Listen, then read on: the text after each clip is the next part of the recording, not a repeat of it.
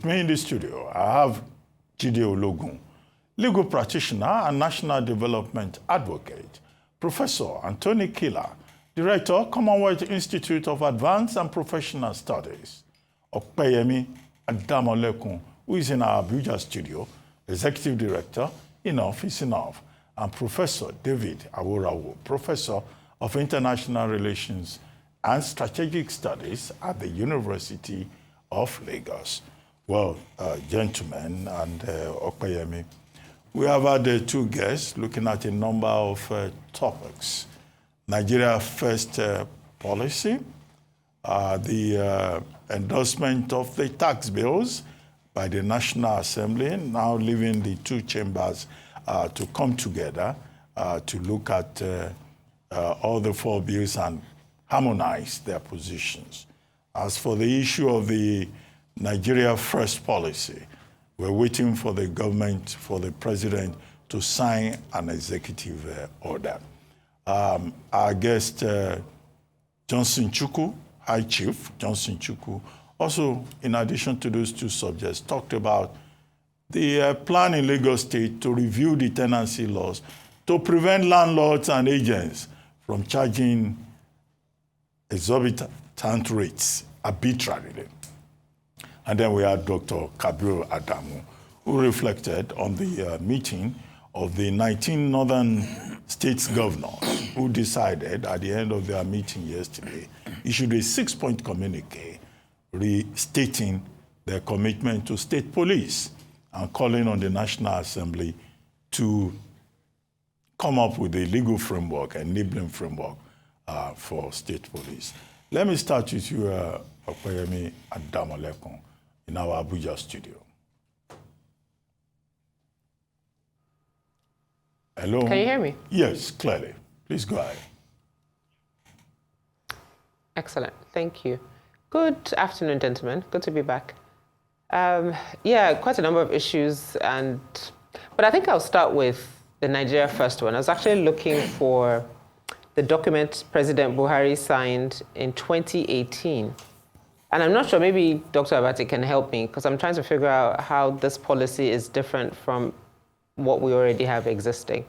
This Executive Order 5 was signed in 2018, and it was titled For Planning and Execution of Projects, Promotion of Nigerian Content in Contracts, and Science, Engineering, and Technology.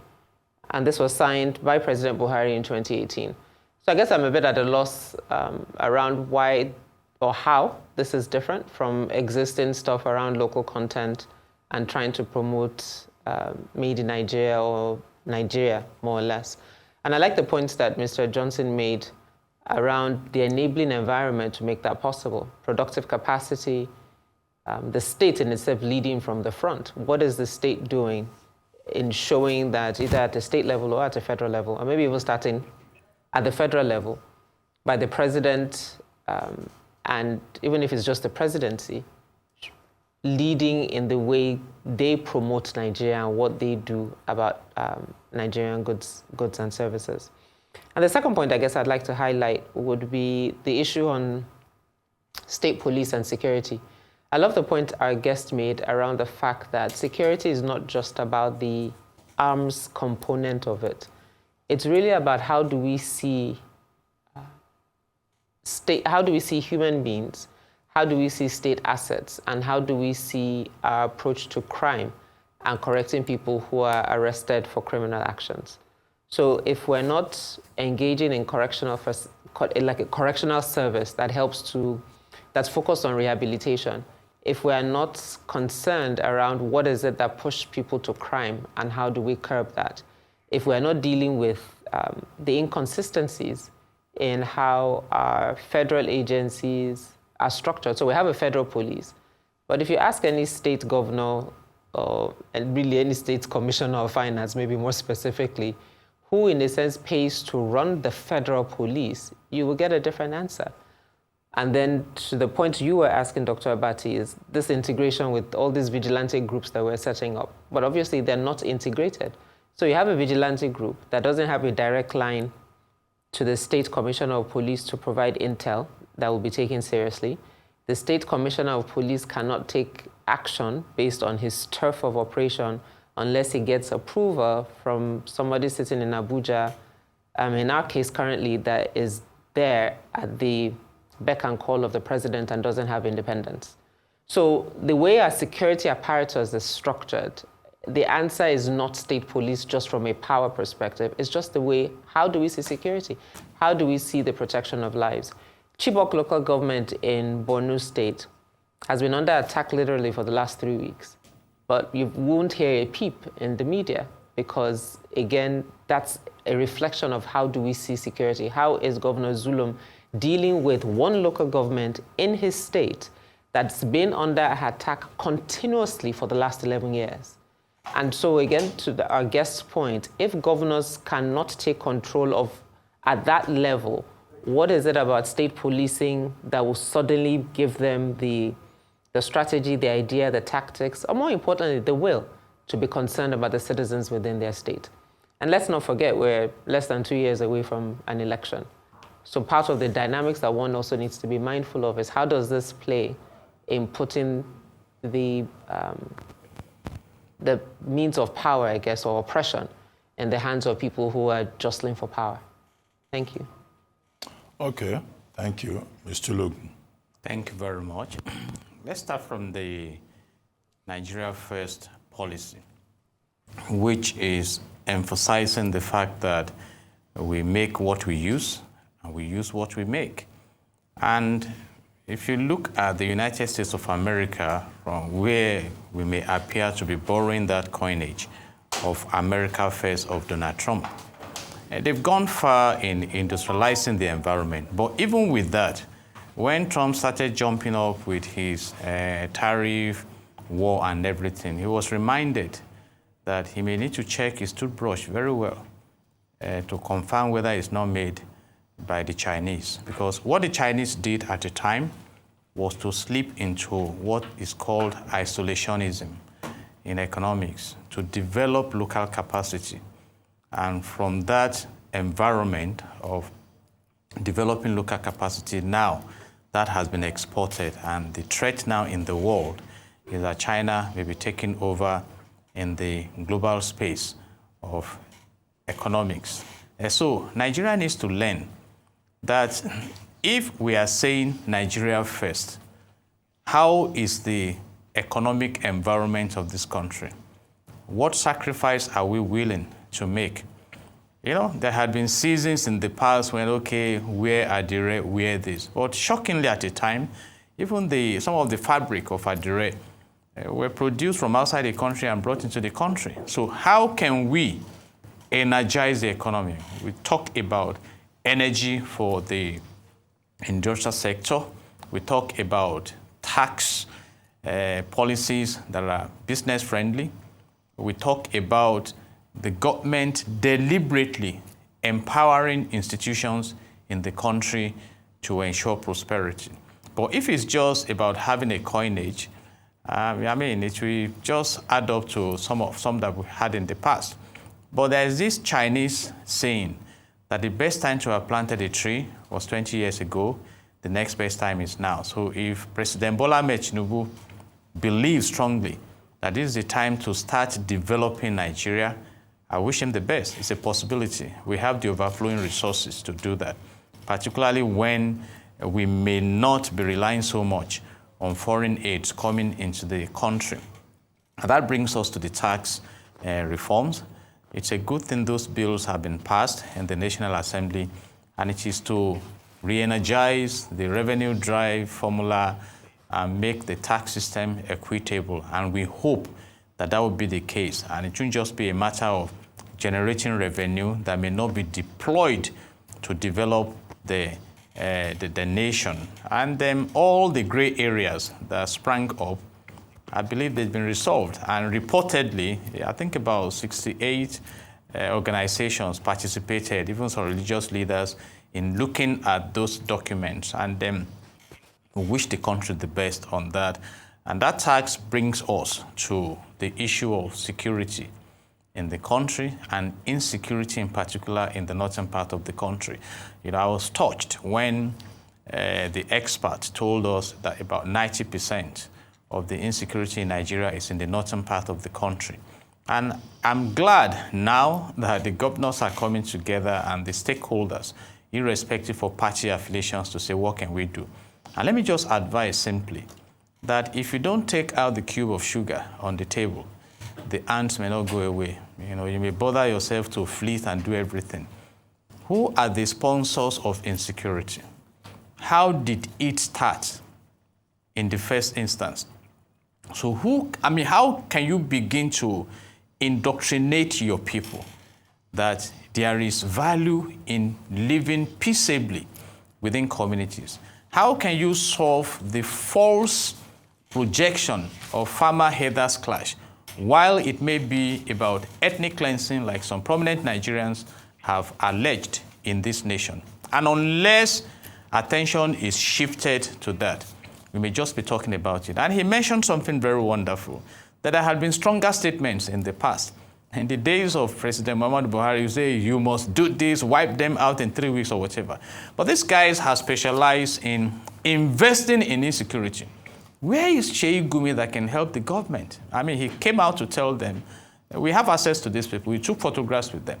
The former governor of Kaduna State, El Rufai, stated clearly that they were in communication with them. So if you don't deal with the fundamental issues, you may just be addressing the symptoms. And what Section 14 subsection 2 of the Nigerian Constitution 1999 as amended says is that the security and the welfare of the citizens shall be the primary purpose of government. And even though the expert mentioned the fact that the northern part may be the direct victim, right now there's a huge mobilization of some of these elements to other parts of the country, southwest and other parts of the country. And talking about state police, the National Assembly can do a lot in respect of state policing. And again, he also threw something on the table that must be sustained in the moment, which is the security vote granted to the governors. What do they do with these votes?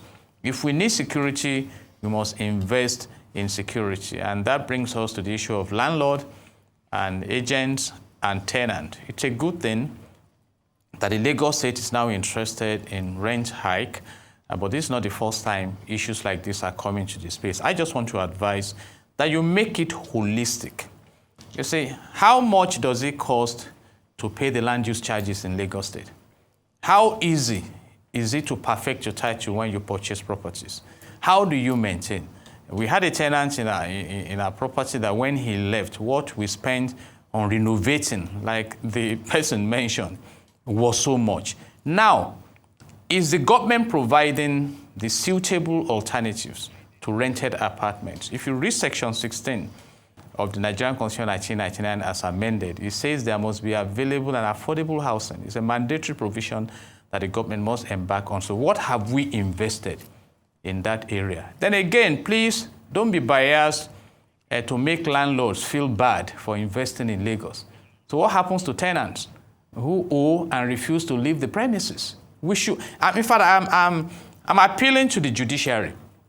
Why can't you set up special courts to say any tenancy matter that comes to this court must be resolved in maximum of 4 weeks, irrespective of whatever applications you need to bring? Because we are talking about investment, about business. And that is why some have chosen now that they don't even want to invest in tenancy. They want to develop and sell and move on. So it's a good idea, but please, I want to advise that you go back to the drawing board. Pick all the stakeholders, consider their interests, and see how you can manage it in a way that you make Lagos State robust for investment. And those are my thoughts in the interim. I see that Mr. Ologun is very passionate about this landlord-tenant matter. Anyway, I've not heard anybody talk about tax bills, you know, and what the Oyedele Committee has been able to achieve. But let me come quickly to you, Professor Olawo. And that is where I would like to start. I would like to start with the tax bill. We discussed it here a couple of weeks ago. Oyedele himself was here, you know, a couple of weeks ago. You know, he spoke extensively about it, and it is good. I mean, there are so many good parts of that you know, provision. So the tax bill, it's a whole lot of aspects of the tax bill that are good. We're also happy that they have managed to, or succeeded in, cleaning up controversial aspects of that bill. For instance, the aspect of the bill that affected the TED fund, that TED fund was going to disappear in the next couple of years. We drew your attention to the fact that that would be a tragedy, because we have new universities that 80% of the buildings there are TED fund sponsored. And there are other countries like Ghana even copying it. And they are laughing at us that this thing that is so good for you and we are copying, you want to throw it away. All of that has been corrected now, and different other aspects of the bill. There are still a few things about the bill that we are not satisfied with. One of these is this sharing of VAT, which has not focused on derivation, but focused on equity and other things, so that the issue of monkey they walk, babu they chop continues. People are opposed to certain things. The VAT is generated through those things, and they have a good share, if not the lion's share, from that. We don't think that is fair, no, but the governors accepted it, even the ones whose states are affected negatively by that provision. So we move on. There will be more, more revenue for the government. Again, like Barrister Logun said, how the revenue is spent is another issue entirely. We hope that the revenue, additional revenue that will be realized, will be spent on developmental issues that projects that would contribute to overall development of the country. These are the things we expect that the government does moving forward. So it's a good thing. Let them harmonize and then push ahead. When a law is made, you don't agree with everything in it.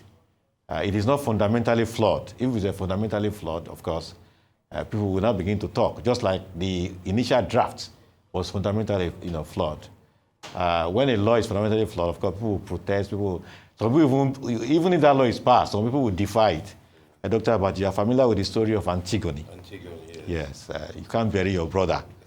And the woman went ahead to bury her brother and damned the king, who was her uncle, and decided to, yes. Yes. So that is how it is. How fair a law is directly proportional to how ready and willing people will be able to obey it. So it's a good law. We hope that the additional revenues will be judicially utilized. Then coming to insecurity and state police. State police would add a layer to our ability to provide security for our people, because it would give more powers to those who are directly in charge or affected by insecurity. And so we've been talking about it for many, many decades. But what we have seen is that people talk about it when they are not in government. When they get to government, because that would mean losing some of their powers, they become lukewarm about the subject. We hope that now that there is consensus among 19 northern state governors, something will happen. And of course, when the parliament makes law regarding state police, it will not be limited to the northern region. It will not limit it to be, the whole country. That will be one layer. But like Yemi also said, there are other fundamentals to address. In 2003, I traveled to the US, and I wanted to really know the US. I traveled by road from New York to Austin, Texas. It took like 3 days. I didn't see any crime anywhere. Not because there were so many police all over the place. It's just that there was no crime. If you don't have a lot of crime, you won't need so many policemen. The issue of who manages police and all that will not be extensive. So the fundamentals, how come crime has just become so vast in Nigeria? Especially these bandits. In the last couple of years, we don't know where they came from, and they have taken over, the Northwest especially. These are fundamentals that we need to address. And like Barrister Logun has said several times, these crime, terrorism, banditry, they have sponsors. And, a country like UAE has provided us a lead in that regard. And the government has done nothing. Just a few days ago, one retired military man said how much he suffered because of how much he pushed to ensure that Boko Haram was dealt with effectively. What that means is that people at the highest level of, in government in Nigeria are involved in, or at least try to protect these people who commit crime and terrorists. So these are the things that government has to look at for fundamentally. It is something that needs to be addressed. It's a multifaceted thing that needs to be addressed from multiple dimensions. State police will be one of them. Strategy will be one of them. The reason why those who commit this crime are committing it, another one. Border management will be another one. Those are issues that will need to be addressed for us to be able to see a headway in drastic reduction of security in the country. Then landlord, well, I wish the government well, because since the government started speaking of it, I have landlord friends who are landlords. They say, well, is it the government that gave me money to build my house? They should first go and do something to reduce the cost of material to build houses before they start talking. That's why Mr. Logo said it's a business. Yeah, it is, but it's a two-way thing. The tenants, some of them will say, okay, let me pay and enter. After I pay, I won't pay again. Maybe the case will drag in court for over a year. That's what the point Mr. Logo is making. That should be handled expeditiously. But the other side to it is that the government that is saying the rent will be reduced and all that, there is a whole lot more that the government needs to do. When the building material is high, the rents were not as high as this until things became so expensive. So beyond just trying to regulate the rent and all that, the fundamentals of that make the rent to become high, these two needs to be addressed. The governments in Lagos have always done this. From Bolaji Johnson, in fact, there is a song about Bolaji Johnson regarding managing prices and rents. When I met him in 2011, I asked him, I said, people sing about you. What was the interest? And he told me, he said, well, I was trying to make Lagos feel fine. But somehow, the people didn't make the thing work as I expected. Well, we leave that one for Bolaji. That's how the song ends. Anyway, so it's something that's been there all this while. And, Governor Sanwo-Olu needs to look at it beyond just regulation of the rents. Other fundamentals will need to be addressed for the thing to be effective. That is the point we are making in this regard. And finally, Nigeria first. Sometimes I'm ashamed of us, ashamed of our leaders, of aping things that happen elsewhere. Trump comes and says, America first. And just a few months later, Nigeria comes and says, Nigeria first. We have been talking about local content all this while. Why Nigeria first? Just because Trump is saying America first. The same as OAU, after the African Union. Yes. Just like Yemi said, this thing has been there for a long time. Just to wrap up, the fundamental thing has to do with Nigeria developing capacity within. The U.S. is also facing the same thing. China has an advantage over the U.S. because they're able to produce more cheaply, which is why Trump waited forever for China to come and beg, and that didn't happen. So we have to develop first, because if there's something we need and we are not producing it, we have to get it from somewhere. Nigeria first will make no meaning. So let us first see the template and government action towards providing the alternative within, so as to make it unnecessary for Nigerians to want it from the outside. It's when we see all of these that we can begin to assess it, fruitfully. Professor Killer? Well, let Nigeria first, tax, rent, and security. Let's start from Nigeria first issue. I think this Nigeria first matter, there are three sides to it in my view. One is political posturing, another one is economic content, and the third is strategic implementation, as it were. I think in terms of political posturing, the government scores high on it, because it shows intentions. It shows that they understand that they need to develop local content, and it would be good if we develop Nigerian manufacturing. The language they score low on, it's poor. It's not a time to be saying Nigeria first. When somebody has said American first before, Professor Warawa is spot on that. They should have used another slogan or another way to say it. That doesn't make a lot of sense. But the posturing for politics is good. It shows the president or the presidency wants to do something about it. But in terms of economics, I'm going to score them very low on that. Partly because I am personally against protectionism and isolation. I believe in collaboration and competitive advantage, which I think is the right thing. But partly also because objectively, you do Nigeria first, and there are two fundamental things wrong in that. Number one is that most of the people who are talking about who are going to sign the Nigerian First group do not do Nigerian First. You don't see it in their offices, you don't see it in the cars they use, so they lack the moral authority to preach Nigerian First. The other is that the capacity is not there. It just is what it is. Nigerians don't use foreign things because they hate Nigeria, because generally speaking, the foreign things are either better or tend to be cheaper. That's why they do it. The things that are Nigerian that are good, I think of a particular kind of cable, electric cable. I think of some kind of spices for food. Nigerians use it all over the world. They look for it. They find it. So it's not because they hate Nigeria. And here we go to the strategic implementation. If we want to help Nigeria First policy, if we want local content to grow, the right thing to do is to say, we are doing X, Y, Z to boost production and manufacturing in Nigeria. We are making sure some zones, what are the problems? Infrastructure, power, access to finance. What we should be saying is that to boost manufacturing, to boost industrialization, we are creating some zones where there will be 24/7 power guaranteed as the industrial zone. We are making sure the banks provide finance for these industries and manufacturers so they can produce. And with the government, we'll be buying, for example, 1,000 cars from a Nigerian company, even though we need 100 now. We'll pay them in advance so they can produce it. That's the kind of language, a positive, proactive language, not this shrinking of the thing. So to that extent, out of three factors, I score them 1/3. Good political posturing, bad economic substance, bad strategic implementation idea. To the issue of the tax, Professor Aurora said most of the thing. Let me just say, I'm delighted that they've gone back to the 7.5% of VAT.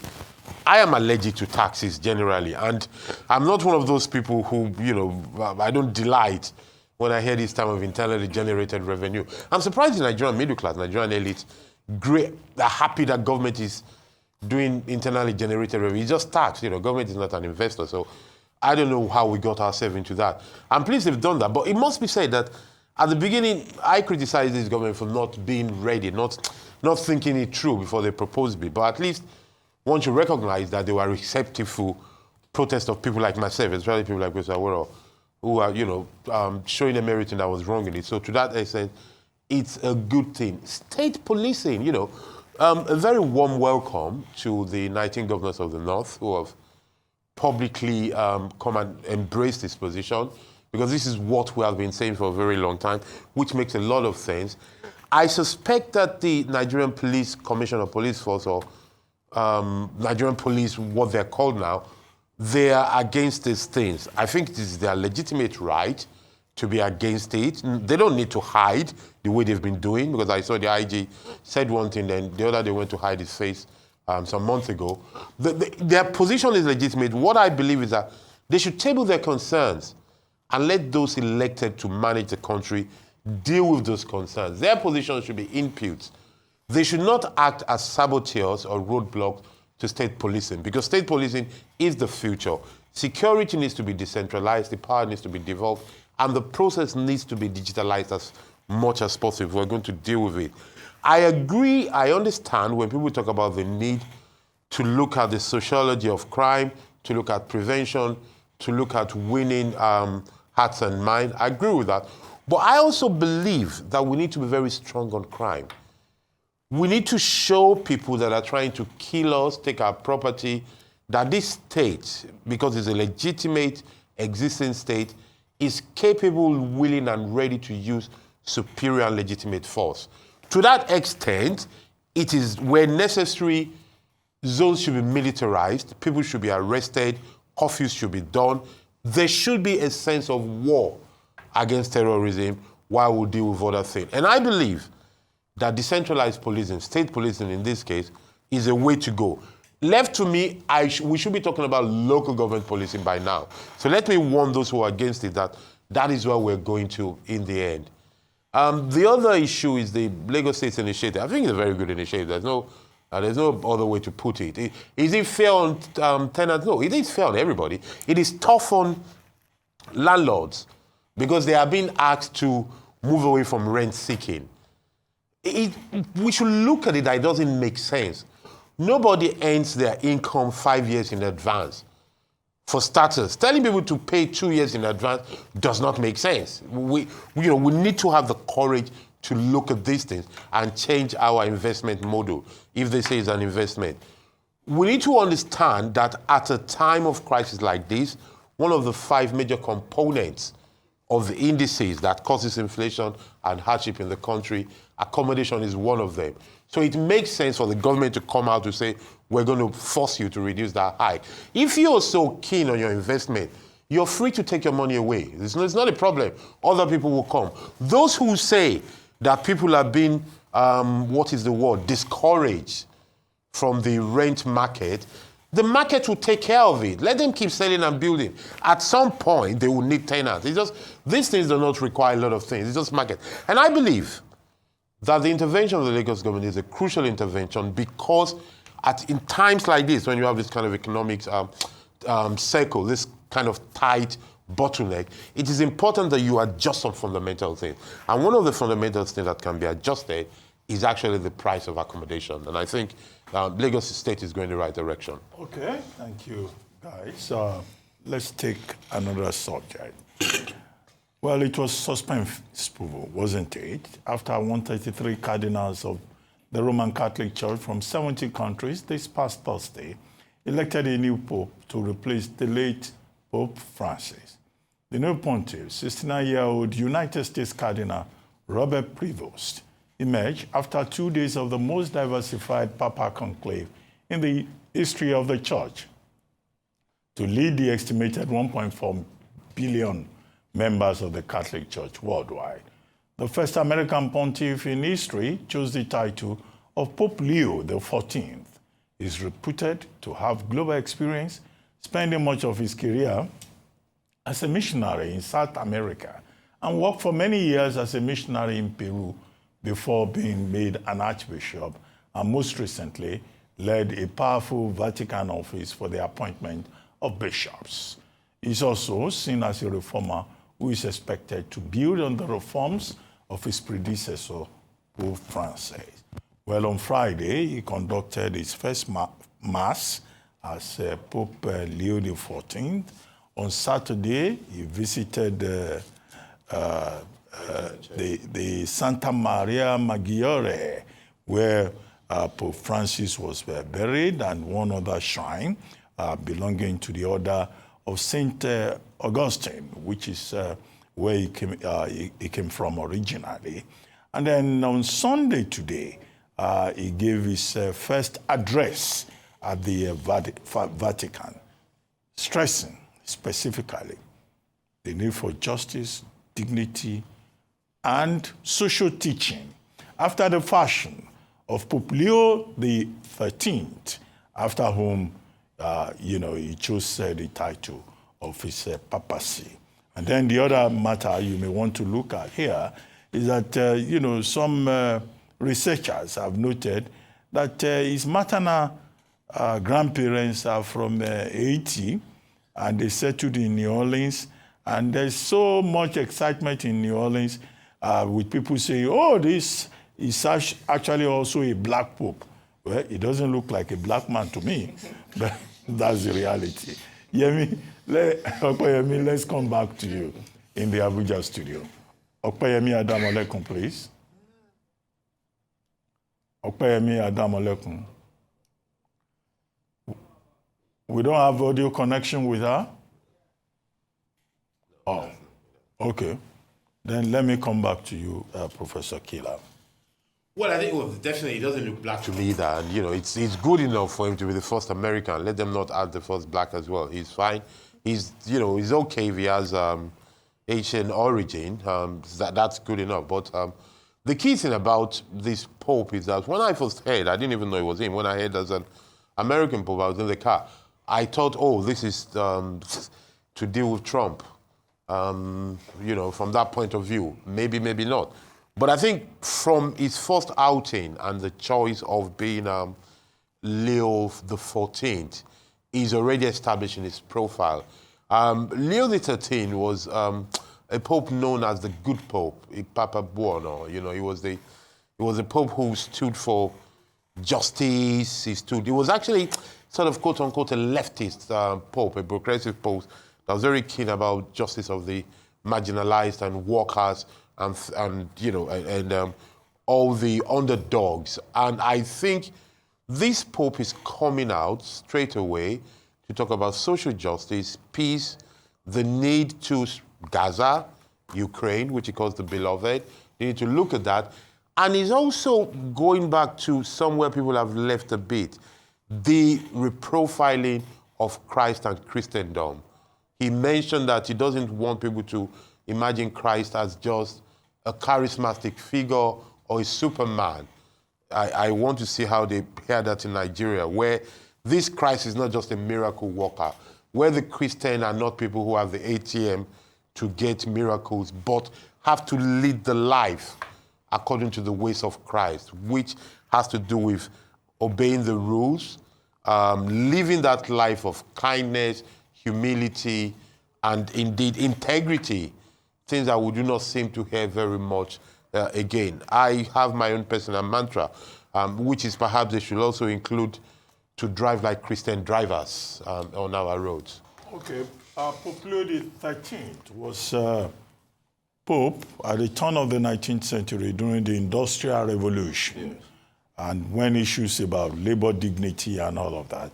And Pope Leo XIV is now saying that, look, we are at that same turning point in human history with artificial intelligence becoming important, and there will be issues about labor dignity, human dignity, and justice.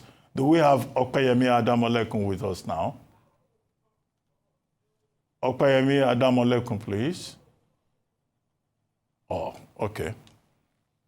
Let me come to you, Professor Urao.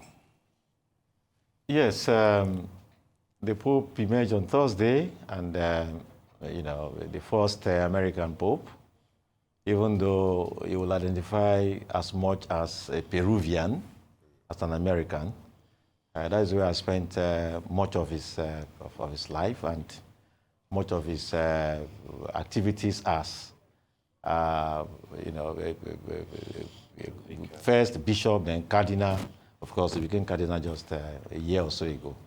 In Santa Monica. Yes. So he's very clearly he's going to continue from where Francis stopped. Those issues that Francis emphasized, those values, those ideals, those are the things he has also focused on. Economic justice, equality, workers' rights, and things like that. So, which is in order.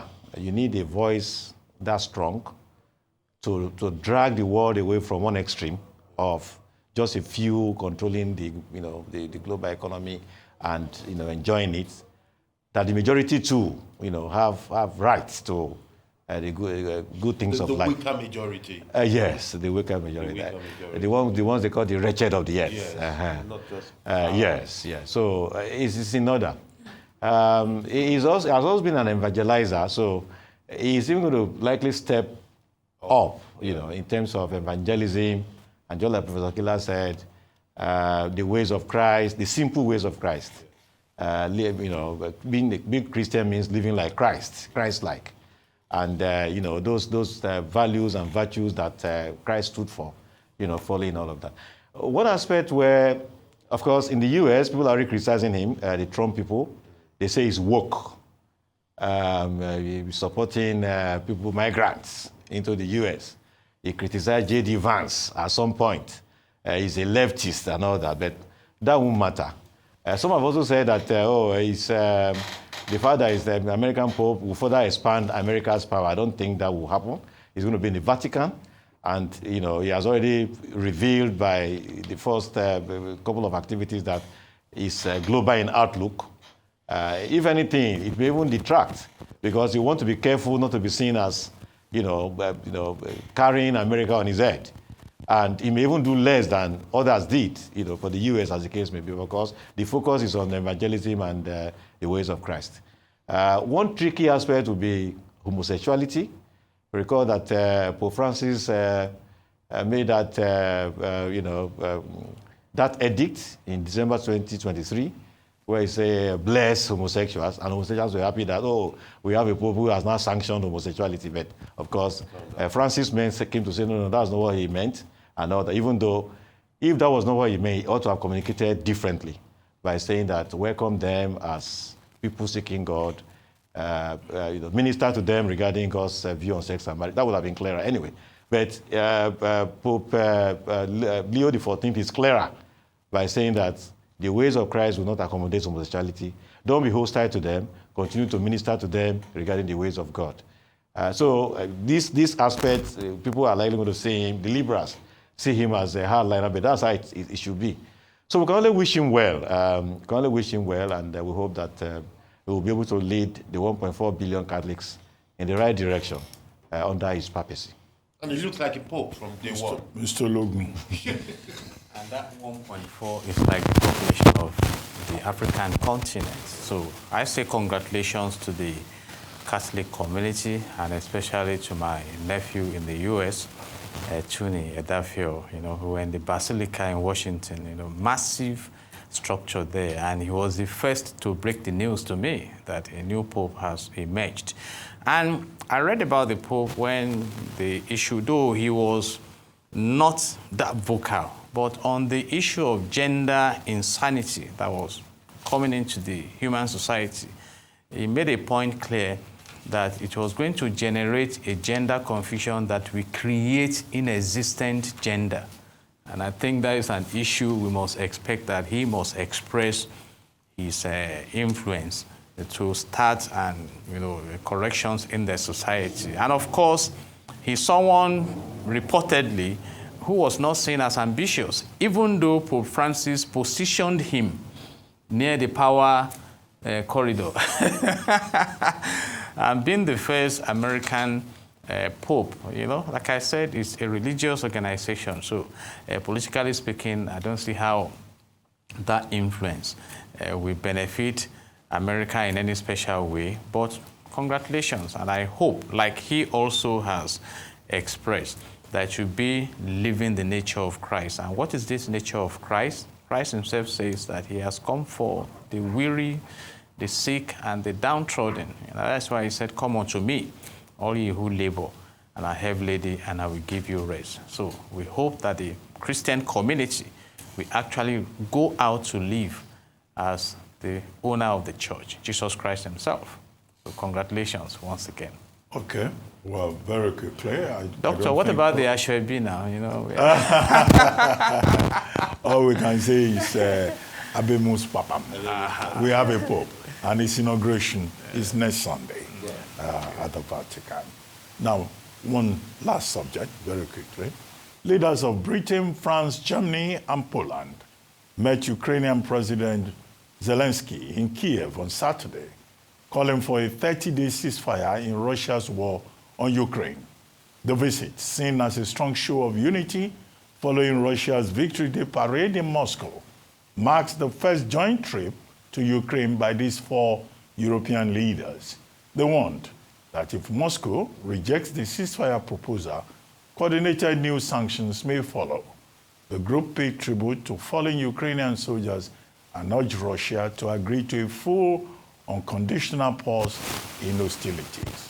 The diplomatic push comes amid shifting U.S. policy under President Trump, who has clashed with Zelensky, but now supports a ceasefire and has resumed military aid.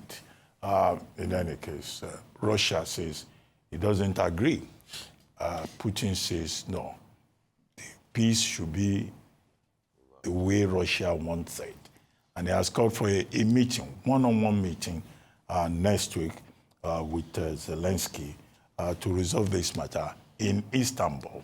Is Russia buying time so that the war can continue? Very quickly, we have limited time. Mr. Lubin, let me come back to you. Let me say this. Russia is insinuating that America may be influencing all this, and that pressure is being put on Russia, that there are some fundamental issues that must be resolved before that ceasefire. But interestingly, like Dr. just mentioned, the big ones are meeting, but those who have died, those who have perished, those who have been destroyed, have been destroyed.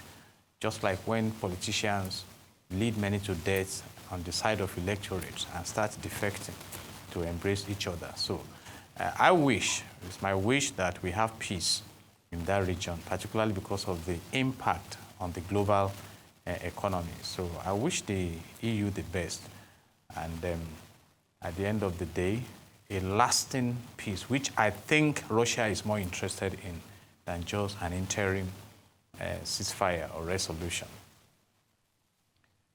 Well, my take is that, is there anything left to sanction in Russia? What the EU and the US should be concerned with is how to get Zelensky and Putin, how much they can shift grant. The issues are clear. Territory, to shift to what point, all of those issues. To see how Zelensky can shift grant, how Putin can, so that he can end the war. Sanction will not, Russia is just fighting on and it's not changing anything. They should look at this thing realistically and see how they can get both parties to shift grants so they can get, do a ceasefire that will be meaningful and bring the war to an end. Professor Killer? I think Ukraine should realize that one, Russia is not sanctionable anymore. Two, the EU is not going to attack Russia for Ukraine. The best they can do, they've done for them. What Ukraine should do is to go for the peace talk, compartmentalize, divide the situation into two. One is stop war, the other is let's talk about territory. And I think they should just find a way to move out of it that way, bearing in mind that lives must be saved. Life first. Okay, very good. Thank you, Professor Killer. Thank you, Professor Awurawood. Thank you, Mr. Lugun. And thank you, Okpayemi Adamolekun. Welcome back. It's unfortunate that we could not establish audio connection with her in our Abuja studio. You've been watching This Day Live, the Sunday talk show, here on Arise News. I'm Ruben Abati. For my entire team here in Lagos, it's bye for now, and thank you very much for watching.